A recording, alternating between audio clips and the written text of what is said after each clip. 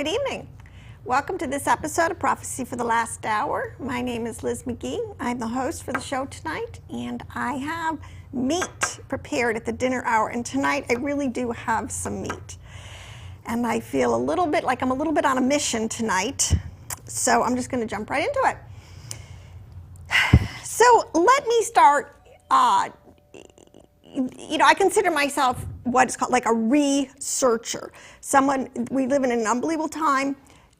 Texts that have been buried under the sand for thousands of years are coming to the surface. You can access at the tip of your fingers, the texts that have been the foundational texts of all the world's religious systems. So I research those. I'm a primary text researcher. And there's a lot of us. This is a great movement in the whole earth. And the thing is, and a lot of times, we don't always agree per se right away. And I always say it's a lot of it how you connect the dots, how you interpret the data. We're all looking at it. But sometimes it's like, oh my gosh, I have to say something because, some people have a lot of spin. Some people have no intention of really portraying the truth, okay? I just want the truth. I don't care. But there's a couple of videos that are circulating amongst on some of the channels that I know a lot of my subscribers are listening to. Okay, and I listen to them.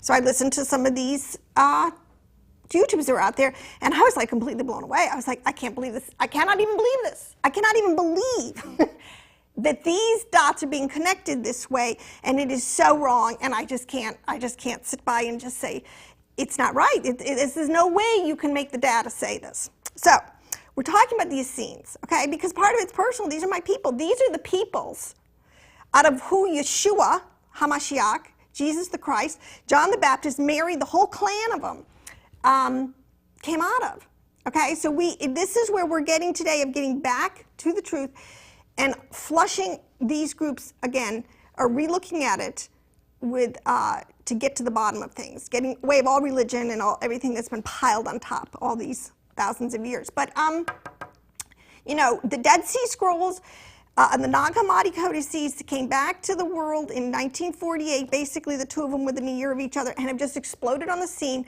and have basically changed the face of modern research, okay? Now, and the Essenes were front and center because all of a sudden we discovered this group called the Essenes that had these texts found in caves. There's a whole story. It's pretty fascinating. You should just Google the whole story. It's very fascinating. And there's been huge scholarship, but one of the things is for the first 50 years of these, they were not 1948. It wasn't until 1992, I believe, that the world or scholars, just anybody, could have access to these. For 50 years, they were locked in a little group, a little cabal of people who knows what their motivation was. That's another whole story in and of itself. They're powerful works. So somebody had to be looking for 50 years to find out if there's anything in there that we can't, the cat out of the bag. I don't know. But so much research has been done, it's pretty hard to not basically connect the dots. So that's why I want to jump off. That's enough of my... Okay, the Essenes, there were three groups at the time of Yeshua, basically in Israel, that made up the landscape. You had tons of secular people who just, didn't really care. Were just living their life. And but you did have in the text. It's very clear. Talks about the Sadducees, the Pharisees, the Nazarenes. Okay, and let me put that out there. And the Sicarii. Okay, the assassins. Okay, but the Essenes were not particularly were written out of the storyline. So when all these works came back, people were like, well, who are these people?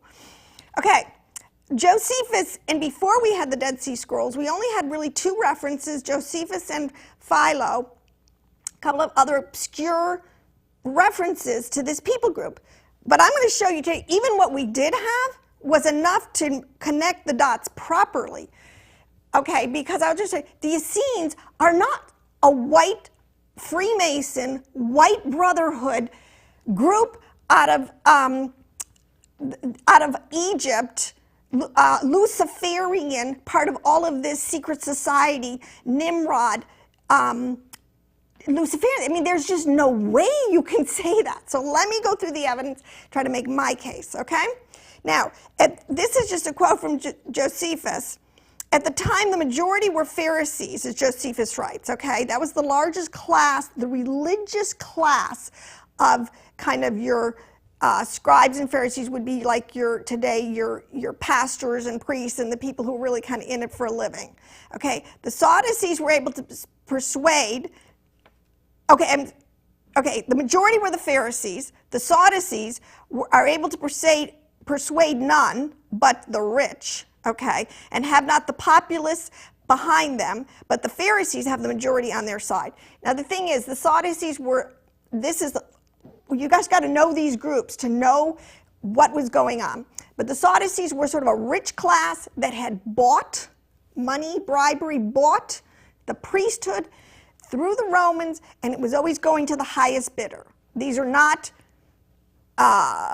in Yeshua's eyes, these are the fakers. These are they have no right to this. They are getting it through treachery, through bribery, through every evil work. Okay, these are not the genetic seed line of high priests that were started with Aaron. Okay, the Pharisees, again, a class, basically indifferent. They had some big areas that Yeshua took on front and center with them, but they're just a class of religious teachers, scribes who just doing their thing. Okay, but then there is these Essenes. Okay, so let's go into this. Now, the majority, because it is out of this group of Essenes that literally Yeshua was born into. This is Mary, the virgin in Israel, the temple princess, and John the Baptist, his cousin, Joseph. I can't flush everybody out, but the majority of Essenes, because out of this group, these were the people who were waiting for Messiah, waiting, believing, living it, anxiously anticipating. It says a crown of righteousness is later for those who anticipate his coming. Okay? He's not kidding around. He doesn't want you, if you're lukewarm, he's going to spit you out. He wants people that are zealous about this thing. We're in a war. Okay? Now, as it flushed out after Yeshua's crucifixion, and as the early church, which is a terrible word because it has so much baggage in people's mind, the called out, the called out now, the majority of these people were Essenes. So out of the believers in Yeshua that were coming out of this group became known basically as the Ebionites. Now, it's a whole group that's been flushing out that was written totally out of the storyline. Their books were burned. They were dispersed. Many massacres went on. These Essenes were basically massacred. The Ebionites, okay? You don't believe we're in a war, okay? But the majority of believers among the Pharisees were identified as the Nazarenes, okay? So this is where deep research, you've got to understand the nuances of your people groups, okay? Paul was known as a Nazarene. He was known because he was a Pharisee. When he became a believer in Yeshua, they were calling him a Nazarene. He was a follower of that way, that sect, the Nazarenes. Now, let's just start with Josephus. I'll lay my case of what the Essenes are, okay? And it goes way back. See, if you've listened to my teaching, you understand, we're in a war. There has been, before Moses, there was a righteous remnant in the earth. And I think one of the things that I'm beginning to understand is we have to stop cowering in front of the enemy and making our legacy less than it is. We are kings of the earth of the mighty Yah Elohim, okay? Our patriarchs, our ancients, from Enoch to Shem to Abraham to Noah to, Jacob, our patriarchs, Isaac, Jacob, these people were powerhouses, okay? They're looked at as mountains. Their lives, their archetypes are just huge in this storyline. Now, Josephus, who himself spent a lot of time with these Essenes, a lot of people could say he could have been secretly an Essene. He could have tried it on for size, so to speak. And Philo also are two of the Lord's mercy, great historians who left us great, accurate, trustworthy information, okay? Now, this is what Josephus he starts here. He says, we have thought it proper to relate these facts to our readers, okay? How, to declare what hath happened among us, because many of these scenes have by their excellent virtue been thought worthy of this knowledge of divine revelations, okay? Now, they were the first ones, John the Baptist, you understand, he went out into the wilderness. He's the first character on the scene, so to speak, when Yeshua was beginning to come and, going out into the wilderness, and he was John the immerser, baptizer, immerser, declaring, prepare ye the way of the Lord, okay? Come, immerse, get clean. You better get your sins wiped away. You better get in a good place, because the Lord is coming. He was, his parents were killed when he was a young boy. Now, the thing we understand now about the Qumran community, because there are many different sects or way in which this, because it's a bloodline, okay, this clanal bloodline organized themselves. And there was a celibate group. And there has always been a large, a celibate tradition all running through our Old Testament, okay?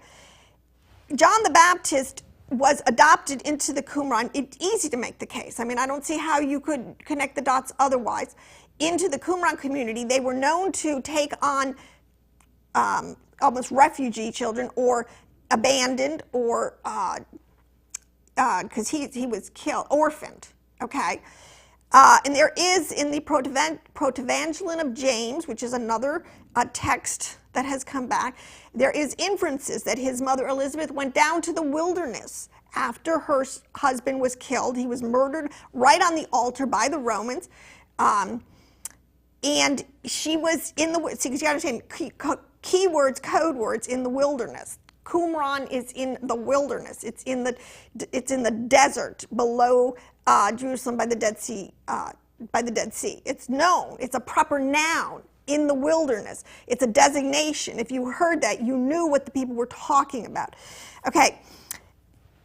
So these people, and I'll get into it a little bit more, really had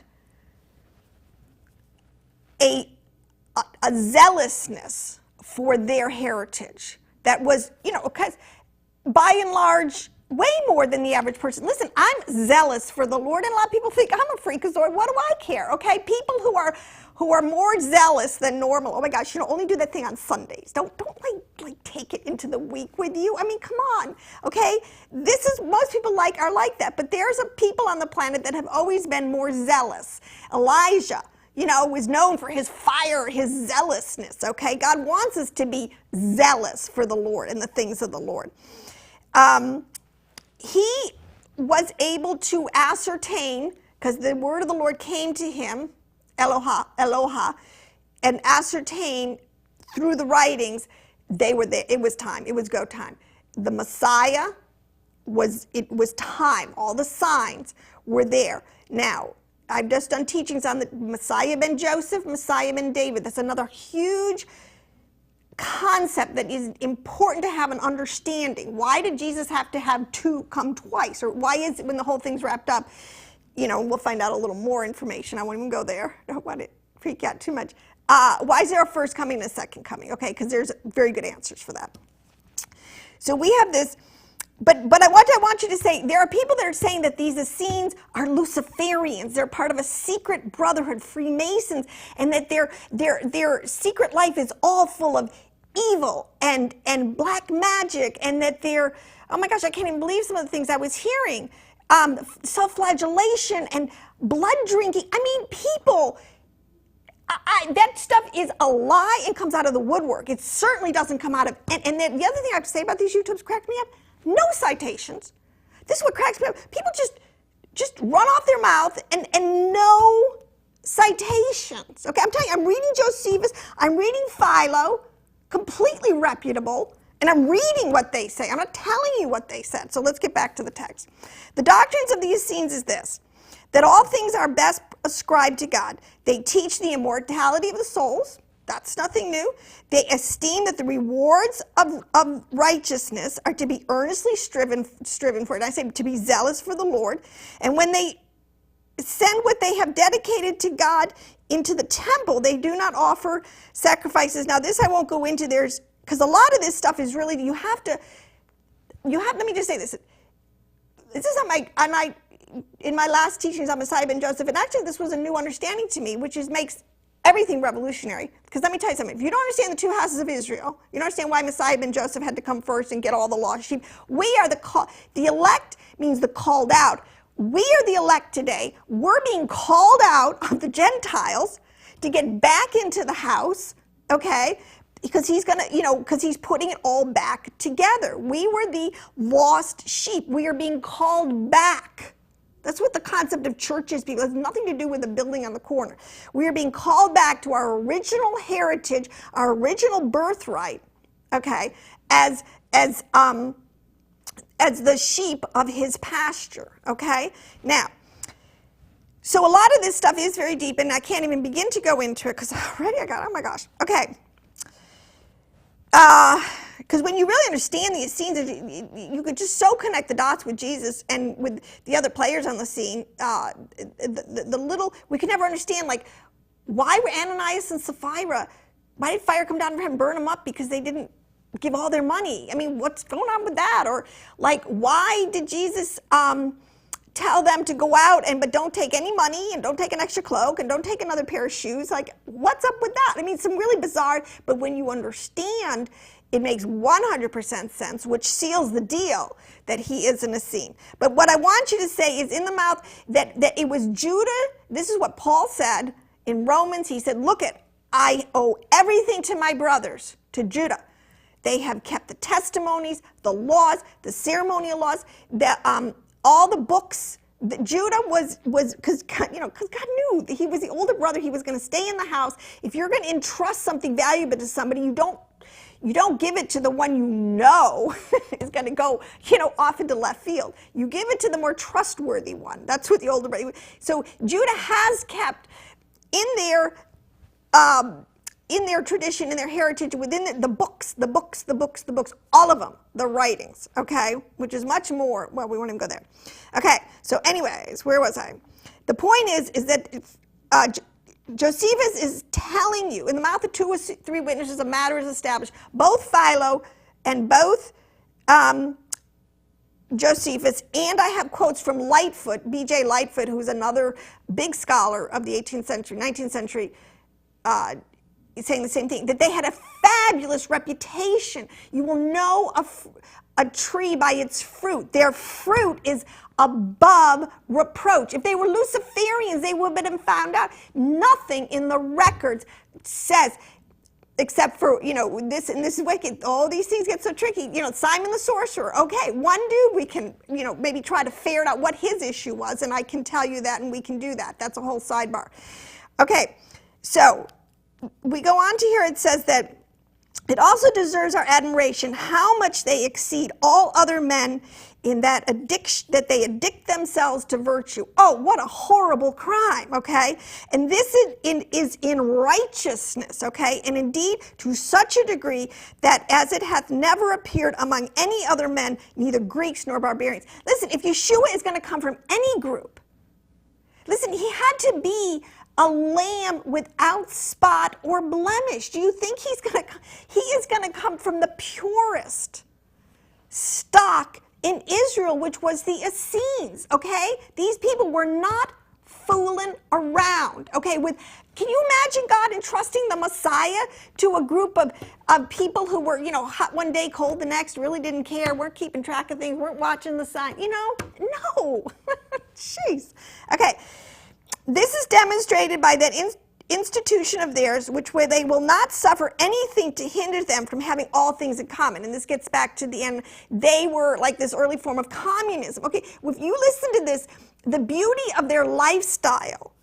I mean, if you wanted Yeshua to demonstrate love for the brethren, not caring about the affairs of this world, not being a gold digger or somebody who's seeking to make a name for himself. He is just, okay, you see it in their lifestyles, okay? They have all things in common, so that a rich man enjoys no more of his own wealth than he who has nothing at all. Now, there are about 4,000, and I've read accounts up to 10,000. So the numbers, I don't know, we can parse those at a different time. That live this way and neither marry nor have wives, nor are desirous to keep servants. They did not have slaves. They did not believe in that, thinking that the latter tempts men to be unjust. Oh, yeah, okay. They, now, this is the quote. They take great pains in studying the writings of the ancients. Now, one of these people on the YouTube channel just cracked me up because they pull this quote. They never read the quote from Josephus. They just say, oh, yeah, Josephus says that, they were studying, these people were studying the writings of the ancients and the seven sciences. And I'm like, well, first of all, I've never really heard of the seven science thing in all my readings of the literatures. Okay, yes, okay. But when you get back to it, he never said anything about seven sacred sciences. Nothing, okay? And when you read, if you're into from a Hebraic text, okay, you have to imply what the text is implying. Our ancients, believe me, are not Luciferian Canaanites that are coming out of the lines of Ham or Mitzrayim or Nimrod. Why would the Hebrews, those are not our ancients. Whenever the Bible is using the words the patriarchs or the ancients or the fathers, they're talking about our fathers. So we're talking about Enoch, through the line of Seth, okay, through the line of Methuselah, okay, Abraham, Shem, Isaac, Jacob. These are the people we're talking about. These are the ancients. So it says they took great pains in studying the writings of the ancients. And this is really what I'm about more than anything, is to get people to understand the length, the breadth, the depth, and the height, the beauty, the impact, the truth, of the writings, okay, of the ancients. And choose out of them what is most for the advantage of their soul and body, okay? These are not... Okay, and they inquire after such roots and medicinal stones as may cure their distempers. So another thing they're called is therapeutics, is another one of their names. They have a huge tradition of again, they kept it alive. Like from Noah, I did a whole YouTube on, this line, herbs are given for the healing of nations. Not pharmakia, herbs. There's always been a tradition in the earth of people understanding this and keeping this knowledge alive. The Essenes were masters at this. They were known as the healers. There's many examples of this. But this part, it says, these last are Jews by birth. That's a very important key, okay? And seem to have a greater affection for one another than the other sex have. When Jesus called out Nathanael, and he said, and I'm pretty sure it's Nathanael, he said, here is an Israelite in whom is no guile. You know what he was saying? He's saying, here is a pure blood Israelite. Again, one of the problems that had been going on was the three, it's called, and it's in the Dead Sea Scrolls, they explain, I like the way they do it, the three nets of Belial: fornication, wealth. These are the things that trip, or are always tripping people up. Fornication, wealth, and I forget what the third one was, okay? But the point is, they were hybridized. They were mixing themselves with the nations constantly. God wanted a pure-blooded stock in which to bring forth his righteous root. The other thing, let me just say this, the word Essene, there's a couple little nuanced things that goes with it, but basically, Nazarene and Essene, okay, think Nazarene comes out of the Pharisees that are coming into as the called out. You have the Essenes morphing into the Ebionites, because as the church was going forward and getting westernized, especially in the West, getting westernized, become under Constantine, and it was severing itself from all of its Jewish roots, okay? People who were holding on to the Jewish roots had to go bye-bye. Okay, but it says these last are Jews by birth. That's what Paul was saying when he's look at I'm a Hebrew of the Hebrews. Look at my lineage. I can prove to you I am a pure blood Israelite. Okay, they have no one certain city, but many of them dwell in every city. And if any of their sect come from other places, what they have lies open for them. They're just sharers. Okay, and let me see. Just as if it were their own, and they go into such as they never knew before, as if they had been ever so long acquainted with them. And I'll tell you what, this is where you know it's the Spirit of God. I've experienced this so many times where I just meet somebody and there's a spiritual connection and we're just connected. We're joined at the hip. That's it. The only references I need, I know that you're motivated and moved by the same Spirit of God that I am. We are kindred spirits. For which reason they carry nothing at all with them when they travel into remote parts, though they still take their weapons with them for fear of thieves. Now, just think again with Peter. Why would Peter have a knife with him? Again, remember when they came into the garden to arrest Jesus, and there's Peter, and he whips out a knife, and he's supposed to, okay, a scene. Think a scene. I mean, of course, they're carrying their weapons. Someone's coming, attacking them. Okay, think, Jesus says, don't take a cloak, don't take a pair of shoes, just go. Why? You don't need it. Don't worry about the affairs of you. Listen, I've covered for you. There's a people on the earth that practice hospitality and will take care of you into any city. And if you go to a city and if you find them and go in and there's peace, because this is one of the big things with the Essenes, they were known to have this aura of peace about them. If there's peace and then you know that they're true, they're the real deal, fine. Just stay as long as you need. It's good. It's good. You're good to go. Accordingly, there is in every city where they live one appointed particularly to take care of strangers and provide garments and other necessities for them. Nor do they allow of the change of shoes till they be worn to pieces or worn out by time.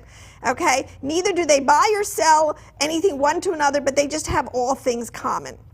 There's another quote. They are long-lived also insomuch that many of them live above 100 years by means of the simplicity of their diet. No, I think by means also of their regular course of life. So, I mean, this is one of the things that they're very simple. They ate whole foods, close to the ground. They grew their own foods. And they had a stress-free life, and they lived a long time with their herbs. I mean, this is a great group to bring your Messiah out of. Why would you? Okay, so let me keep going here. They confirm, now this is, okay, they condemn the miseries of life and are above pain by the generosity of their mind. And so for death, it will be for their glory. They esteem it better than living always. Now, what does Paul say? You know, to me, to die is gain. I mean, this is not where it is. This is not the end all be all, okay, this understanding. Now, this is wherein, although, and indeed, our war with the Romans gave abundant evidence. I'm still reading from Josephus, okay? These are the war, and he wrote on all the wars of the Jews. It's pretty crazy, pretty nasty stuff. The Romans gave abundant evidence what great souls they had in their trials, wherein although they were tortured and distorted, burnt and torn to pieces, and went through all kinds of instrument of torment, that they might be forced to either blaspheme or to eat what was forbidden them, they did neither. Now, this story also, because the Essenes, I think a lot of them were Masadas, part of the Last Stand. It's just crazy. They were really, a lot of the, is the church, a lot of the persecutions against the early church, some of those horrible things were done, and they were done to the Essenes like this. These people were believers. You know, they were part of the called out now, but still, we see this testimony in the testimony of the early church, in the persecutions against them. But also in the story of Maccabees, because this is the root of where this group kind of starts to come up on the radar about 200 years before Yeshua, just in the Maccabees, another book that people should read, especially for its historical perspective. When the Romans were coming in waves and waves and waves, and they were being Hellenized. Actually, maybe it was the Greeks. I'd have to check my references off the top of my head. There was a group in Israel, the Maccabees, this family, I think 7 sons, and they just rose up, and they were like, weren't going to have it. They made a heroic stand in Israel to keep the foreigners off the land, okay? And they became national heroes. They bought about 200. I think they and this is where I have to apologize for not having these facts in front of me, but maybe they bought 100 years worth of time, okay, in them. And this is what happened because, power corrupts. In the story, and this is where I think we get into this whole thing, the beginning of this group, the Essenes breaking off from the Pharisees of the time, because they kind of weaseled, one of the descendants appointed himself as the high priest. He was not the genetic in line. He had relations to the families of the high priest, but he wasn't directly in line. He took upon himself the mantle of high priest, and that was a no-no to those who are zealously tracking with this thing, okay? And that began the whole spiral of these people really going out into